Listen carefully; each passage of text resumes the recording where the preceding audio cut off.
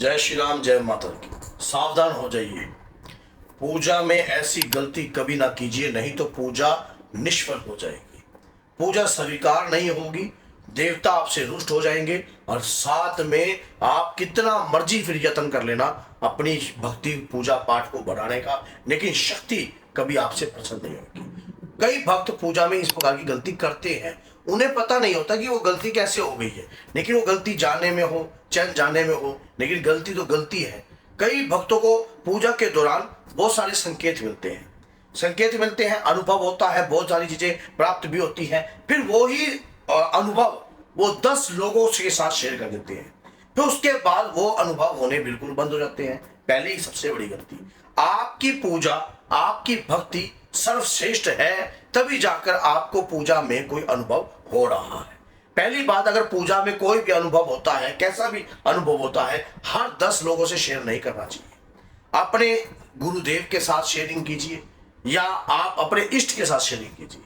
आप अपने इष्ट के साथ भी कह सकते हो कि प्रभु ये क्या आपका संकेत है जो मैं पूजा करता हूं, या उसकी कृपा के माध्यम से ये संकेत हो रहा है। कई लोगों का लगता है कि ज्योत की लो ऊपर होती है, दीपक में फूल बनता है, सुगंध आना, पायल की आवाज आना, बहुत सारी चीजें आपको महसूस होती हैं, आपके शरीर पे एक एनर्जी सा आपको महसूस होता है, आपको स्वप्न में हनुमान जी दिखाई देते हैं, बहुत सारे संकेत आपको दिख सकते हैं। और उस दौरान जो है ये संकेत आपकी ऊर्जा को दर्शाते हैं। ये संकेत हर व्यक्ति से आपको शेयर नहीं करना चाहिए। पूजा मंदिर में बहुत सारे भगवानों की मूर्ति रख देना, बहुत सारे भगवानों की मूर्ति रख दी। गणेश जी के 4 तो गणेश जी रख दिए, उसके बाद 4 ये हनुमान जी की छोटी बड़ी हर प्रकार की मूर्ति रख दी, फिर कान्हा जी की रख दी, फिर काली माँ की रख दी, फिर वहीं पर आपने भैरव जी की भी रख दी। फिर वहीं पर बहुत सारी मूर्तियां डिस्टरबेंस पैदा करती हैं, दोष उत्पन्न करती हैं। एक स्वरूप होता है जिससे आपको नूर प्राप्त होता है, एक ऐसा स्वरूप आपके इष्ट आपके आराध्य का जिसकी आप पूजा करते हो। गणपति जी का भी एक स्वरूप रखिए और अपने इष्ट का भी एक स्वरूप रखिए। राम जी का जो आप बहुत सारे अगर देवी देवता आप जैसे कहीं जाते हो वहीं से मूर्ति टांग ले आते हो, नहीं। देखो ये अपमान होता है, किसी मूर्ति पे धूल चढ़ रही है या आप उसका जाप नहीं कर रहे, नाम नहीं ले रहे, और उसके बाद आप मूर्तियां ला कर रख रहे हो। एक भक्त ने मेरे को अपने घर की मंदिर की फोटो भेजी, उसी मंदिर में 5 तो दुर्गा माँ की मूर्तियां थी, फिर काली माँ की मूर्तियां थी, फिर उसी मंदिर के अंदर राम जी के कैलेंडर टंगे हुए थे, बहुत सारी देवी देवताओं की भड़क, मानो मंदिर को ठूस रखा था। जब उस मंदिर में सकारात्मकता ऊर्जा आपको कैसे महसूस हो जाएगी? शांति जहां मिलती है मन की, मंदिर होना चाहिए साफ और सुथरा। मंदिर में, घर में पोछा लगा रही हो नहीं लगा रही, लेकिन मंदिर में जरूर पोछा लगाना चाहिए।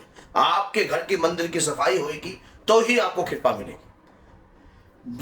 पूजा के बर्तनों का सही धुलना ना धुलना, जैसे पूजा का दीपक है, कईयों को देखना आपके दीपक के अंदर ना कहीं कालस होगी, वो कालस अगर रहती है तो वो ये लगा लेना कि वो गलती है, क्योंकि पहले आपको शिष्टाचार धारण करना पड़ता है। भक्ति पूजा पाठ जो है, जब आप अपने इष्ट अपने आराध्य की भक्ति करते हो तो वैसी ही साफ सफाई आपको मंदिर में, पूजा मंदिर में रखनी पड़ती है। आप चाहे कैसे दीपक जलाना है वो आपके ऊपर डिपेंड है कि आप किस प्रकार का दीपक का प्रयोग कर रहे हो। कई लोग जो है तिल के तेल का प्रयोग करते हैं, फिर कालस उठती है, पूरा मंदिर काला हो जाता है, तो इससे जो है मानो पॉजिटिविटी उत्पन्न नहीं होती है। आपको सुकून आना चाहिए, शांति मिलनी चाहिए। अगर आपको शांति मिलती है तो लाभ बहुत उत्पन्न होता है, बहुत ज्यादा कृपा उत्पन्न होती है। कुछ महिलाएं इस प्रकार की गलती करती है, जैसे कि वो पूजा करती हैं तो उसके बाद लेडीज समस्या आ जाती है तो पूजा नहीं करती। मंदिर में चाहे किसी के माध्यम से जोत जलाओ, लेकिन अपने घर के मंदिर में जोत जो है, अगर आपने नियम बनाए हैं सुबह और शाम के, ये आपको करने चाहिए, उन नियमों पे खड़ा होना चाहिए। क्योंकि अगर हम भोजन का पान अगर हम डेली करते हैं तो इस प्रकार का कार्य करना चाहिए। कई लोग कान्हा जी का स्वरूप रखते हैं, कान्हा जी को रखते हैं स्वयं, उनका शुरू शुरू में तो कहते हैं कि नया नया व्यक्ति होता है तो शौक शौक में कान्हा जी को ले आता है, उसके बाद वो स्वरूप की फिर कदर ही नहीं करता। पहले तो बिस्तरा पलंग पता नहीं क्या क्या कार्रवाई करते हैं। कई बहनें ऐसी भी आई हैं हमारे पास, उन्होंने कान्हा जी बिठा तो दिए पर उनकी सेवाएं छोड़ दी, फिर सेवाएं छोड़ दी उनकी, फिर सेवा उस प्रकार से सेवा हो ही नहीं रही है। कहते हैं हम तो बिजी हो गए हैं, हम तो यहाँ चले जाते हैं। किस लिए लेकर आए थे? किस लिए आपने कान्हा जी ऐसे बिठाए? आप कान्हा जी का स्वरूप रख सकते थे, ये थोड़ा ना कि आपने सेवा करने का, वो तो लाने से आप स्वरूप रख दीजिए, आप कहिए कि मैं जितनी मेरे से हो सकी उतना करूंगा, लेकिन आपने लोगों को देखा देखी इस प्रकार का कार्य किया, तो जिसके कारण जो है अपमान, अब उस शक्ति का अगर अपमान होता है, उस पर धूल जमती है या मिट्टी आती है या सफाई नहीं होती या वस्त्र चेंज नहीं होते हैं बार बार, तो उसका दोष किसके ऊपर जाएगा? आपके ऊपर जाएगा, आपके परिवार पे जाएगा, अगर आप इस प्रकार का कार्य कर रहे हो। इस प्रकार के दोष भी हमारी भक्ति को निष्फल कर सकते हैं, हमारी पूजा को निष्फल कर सकते हैं। और वैसे तो देखो, अगर इस स्वरूपों को रखकर आप पूजा कर रहे हो, नहीं तो आप नॉर्मल तौर पे भी आप पूजा कर सकते हो। फिर भोग लगाना, कई माताएं बहनें आदत जैसी डालोगे, भगवान खाने के भूखे नहीं है, वो सिर्फ भाव के भूखे हैं। आपका भाव कैसा है शक्ति के प्रति, स्वरूप के प्रति भाव कैसा है? अगर आपका भाव अच्छा है तो आपके घर में सब कुछ अच्छा है। अगर भाव ही नहीं है, और ये स्वरूप रखने से भी भगवान प्रसन्न नहीं होते, भगवान अंतर के भाव से प्रसन्न होंगे। आपके अंदर करुणा है, आप एक स्वरूप अपने इष्ट का रखिए, उसके बाद मन में आप दीपक जलाकर पूजा कीजिए। नियम बनाइए अपने हिसाब से जो आप निभा सकते हो। जब भी कभी नियम बनाते हैं तो उस नियमों के अनुसार से फिर टारगेट लेकर पूजा करना। जैसे कई लोग जो है हनुमान चालीसा का संकल्प ले लेते हैं कि मैं 100 हनुमान चालीसा या 108 हनुमान चालीसा पढ़ूंगा। शुरू में तो हनुमान चालीसा पढ़ते हैं, वो बाद में उनको क्या लगता है, उनको लगता है कि कोई शक्ति उन्हें प्राप्त हो जाएगी, फिर बीच में ही हनुमान चालीसा छोड़ के जाते हैं, वो संकल्प को अधूरा छोड़ देते हैं। तो ये पूजा बल्कि आपके लिए दोष उत्पन्न हो जाती है। इस प्रकार की पूजा आपको दोष देती है। संकल्प लेकर कोई भी पूजा आप करते हो और संकल्प को बीच में अधूरा छोड़ देते हो तो दोष उत्पन्न 101% होगा ही होगा। और वो जब दोष उत्पन्न होगा तो आपके ऊपर दिक्कतें समस्याएं आपके ऊपर बनेगी। और जब दिक्कतें समस्याएं बनेगी तो फिर चाहे कितना भी प्रयास कर लीजिए, नुकसान आपका ही है। नुकसान आपका है, करने वाले आप हो, और आप अगर इस प्रकार का कार्य करते हो तो नुकसान आपका होगा, दिक्कतें भी आपको ही होंगी, कोई और व्यक्ति तो होंगे नहीं। तो ऐसी कार्य कभी नहीं करना चाहिए।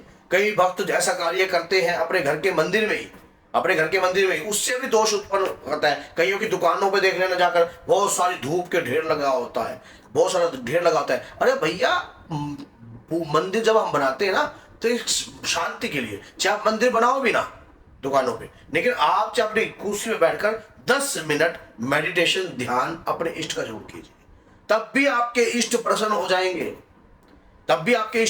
लेकिन जब आप करते हो फिर उन स्वरूपों के ऊपर मिट्टी चढ़ती है, दिक्कत होती है, फिर जाकर आपके ऊपर भार पड़ता है। ऐसा काम कभी नहीं करना चाहिए। मूर्ति के ऊपर धूल नहीं चढ़नी चाहिए। मंदिर में स्वच्छ सफाई, शंखनाद, घंटी, आरती ये आपको कंटिन्यू रखनी चाहिए। तुलसी पे दीपक कई माताएं बहनें लगा लेती हैं, फिर उसके बाद कई हफ्ते भी जाते हैं, फिर तुलसी पे दीपक भी नहीं लगता, हम तो बाहर चले गए थे। आप ऐसी आदत जब डालते हो तो आप ये देखो कि हो सके तो वो काम होना चाहिए। अगर नहीं हो सकता तो आप लगाने से पहले ही आप प्रणाम कीजिए कि मैं अंदर बाहर जा सकता हूँ या जा सकती हूँ। तो दीपक कई बार रह भी सकता है, लेकिन मैं अपने हृदय में आपका दीपक जरूर जलाऊंगी। तो अगर अब कई माताओं के मन में ये सवाल आएगा या भाइयों के मन में आएगा, अब ये सब हो रहा है तो अब क्या करें? क्षमा पान, मंत्रहीन, तंत्रहीन, यंत्रहीन पूजा को स्वीकार कीजिए। हे हनुमान जी महाराज, जो भी आपके इष्ट है, मैं मंत्र का ज्ञान नहीं जानता, मैं तंत्र का ज्ञान नहीं जानता, मैं किसी भी प्रकार की पूजा पद्धति के ज्ञान को नहीं जानता, मेरी पूजा स्वीकार कीजिए। मैं आंतरिक मन से आपकी भक्ति करता हूँ और मेरी भक्ति में कोई स्वार्थ नहीं है। फिर आपकी पूजा स्वीकार होगी। और जो दोष है, जैसे मंदिरों में मूर्तियां, ये जो छोटी छोटी मूर्तियां होती है, डिस्टर्बेंस करती हैं, हो सके तो उन सभी शक्तियों का नाम लीजिए। नहीं हो सकता तो आपको ऐसा कार्य करना ही नहीं चाहिए। तो अगर ये वीडियो अच्छी लगी है तो लाइक कीजिए, चैनल को सब्सक्राइब कीजिए और 10 लोगों को शेयर कीजिए, ताकि वो भी इस प्रकार की वीडियो को देखकर अपने आप को सचेत कर सके। जय सीताराम, जय माता दी।